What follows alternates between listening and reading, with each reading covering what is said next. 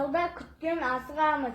Біз қалай толқын атпай басылармыз. Жол жүру ережесін жақсы біліп, тәртіпті жағалатын жасыланбыз. Алғашқы бағдаршам темір жол бойында пайда болды. Оны ойлап тапқан адамның аты тарихта сақталмаған.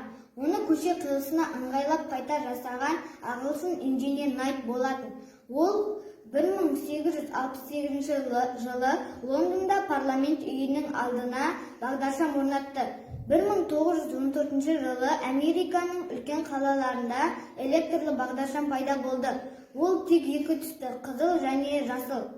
1918 жылдан бастап үш түс қолданылатын болды. Олар қызыл, сары және жасыл түстер. Шуақты күндеріміз күнде күліп, сүйікте бүржік атып күлдейді үміт. Арманға сапар тарту мүмкін емес, жол жүру ережесін білмей тұрып.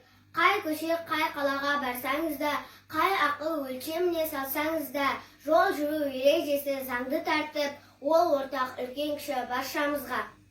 Нұсқау белгісі. Белгімен көрсетер жылдамдық бағытты. Ой шұңқыр, бұрылыс қатерді қауіпті. Барлығын анықтап көрсетіп жіберем, сондықтан бәрі де мені тез таныпты.